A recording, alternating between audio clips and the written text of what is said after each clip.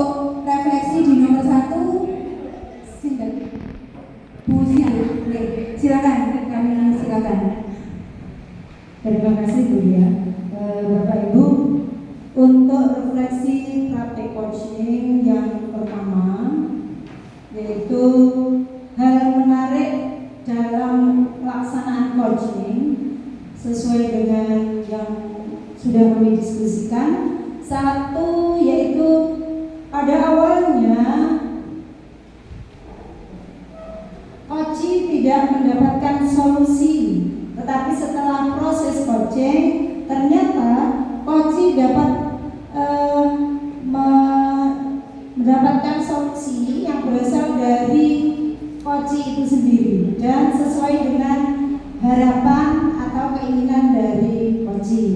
Kemudian yang kedua, adanya perubahan berupa peningkatan performa kerja. Yang ketiga, dari coaching solusi yang muncul itu ternyata di luar dari perkiraannya. Ternyata coaching ini memiliki pemikiran yang luar biasa. Kemudian yang ketiga, itu merubah cara berpikir atau mindset dari kelemahan menjadi kekuatan atau aset. Jadi kalau sebelum coaching dulu saya punya masalah kok begini, seakan-akan hanya kelemahan atau kekurangan yang ada, tapi kemudian setelah melaksanakan ternyata ada kekuatan di situ.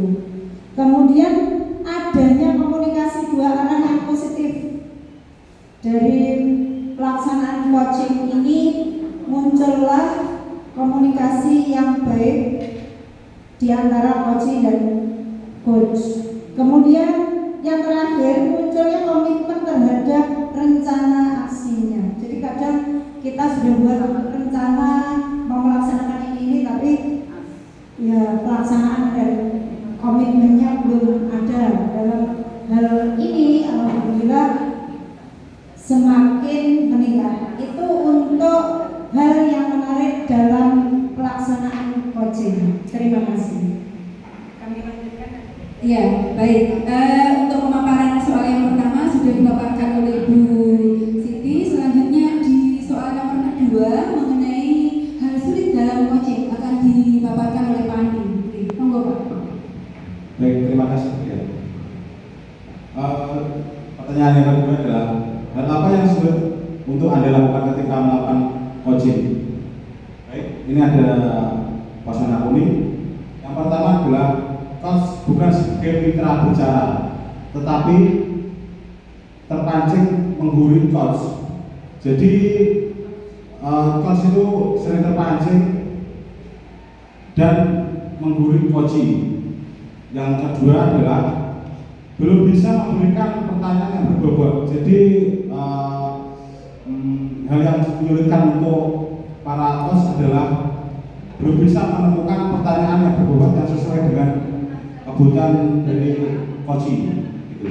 Dan yang ketiga adalah coach pada awalnya kesulitan menggali potensi coaching dikarenakan masih sering terpancing untuk mengatakan kira-kira sehingga menimbulkan keraguan pada coaching. Baik, pada pertanyaan jawaban ini adalah coach sering terpancing. Jadi coach itu sering bilang kira-kira pada coachingnya itu, Ibu. Dan yang ketiga adalah terkadang coach terpancing untuk memberikan solusi. Jadi kita itu biasanya kalau mobil itu sering memberikan solusi, gitu. Tetapi di dalam proses coaching itu bagaimana kita menggali informasi sebanyak-banyaknya agar si coaching itu menemukan solusinya sendiri, Bapak Ibu. Dan yang terakhir itu coaching tidak berubah meski coaching sudah berjalan lama atau salah teknik atau pola komunikasi. Baik. Jadi dalam proses coaching itu ketika berjalan lama tidak merubah teknik atau pola dalam proses coaching, jadi konsisten Bapak Ibu. Demikian, terima kasih. Baik, terima kasih Pak Andi untuk pemaparan di soal nomor kedua. Selanjutnya di soal nomor 3 mengenai pengetahuan dalam coaching yang akan dijelaskan oleh Pak Dedi. Kepada Pak Dedi, kami silakan. Baik, terima kasih untuk waktunya. Mengenai pertanyaan yang ketiga, kita tadi sudah berdiskusi mengenai apa insight yang dapatkan atau alasan pengetahuan yang kita bisa dapatkan dari proses coaching. Yang pertama, kita hasil diskusi kita tadi, pengetahuan tentang bagaimana pertanyaan berbobot diberikan oleh seorang coach untuk benar-benar membuat seorang coaching mendapatkan solusi. Begitu. Jadi dalam proses coaching ini seorang coach itu dilatih untuk mencari atau menemukan formulasi pertanyaan berbobot yang bisa untuk menggali potensi dari seorang coaching seperti itu.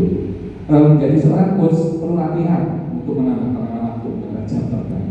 Ya, jadi dalam proses coaching itu tentunya tidak ujuk-ujuk ya. Jadi kita perlu pengalaman agar ya untuk dapat proses coaching itu berjalan dengan maksimal seperti itu. Yang seperti kita telah lakukan juga, kalau awal kita melakukan proses coaching itu mesti duduk, mesti tidak karuan ibu kata-kata yang kalimat-kalimat yang tidak sesuai dengan alur seperti itu. Nah, terus yang ketiga, mengetahui prinsip dasar dalam coaching. Nah, kita di proses coaching ini kita belajar alurnya, alur cerita yang didapatkan dari Grow gitu ya, dan juga prinsipnya, kemitraan, tadi dan sebagainya. Pengetahuan bagaimana seorang coach mampu menggiring uji menemukan solusi. Jadi terkait dengan perlu latihan tadi ya, jadi kita menjadi coach itu bagaimana kita bisa menggiring seorang coach menemukan solusi itu juga perlu kita menambah wawasan kita seperti itu. Yang terakhir yang kita jelaskan tadi adalah kita bisa menambah memahami alur yang harus dilakukan dalam coaching, yaitu mengenai alur cerita. Kalau kita benar-benar melakukan proses coaching berlanjut kita lebih paham mengenai kita mengenai alur cerita seperti itu. Baik, itu mengenai pengetahuan insight dalam coaching kita dapatkan. Untuk selanjutnya. Baik, terima kasih atas pemaparannya di soal nomor 3. Selanjutnya di soal yang keempat, yaitu mengenai yang belum dipahami dalam proses coaching, akan dijelaskan oleh Bu Faizul. Kepada Bu Faizul kami silakan. Terima kasih Bu Lia atas waktu yang diberikan.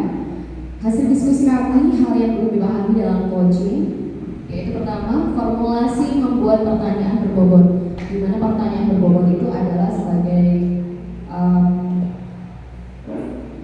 rumus sehingga seorang coach itu bisa menemukan solusinya. Apabila seorang coach memberikan pertanyaan-pertanyaan yang berbobot, maka coach akan mudah menerima dan juga mudah untuk mengeluarkan inspirasi dan juga solusinya. Selanjutnya, menjaga komitmen untuk betul-betul konsisten dalam pelaksanaan rencana aksi.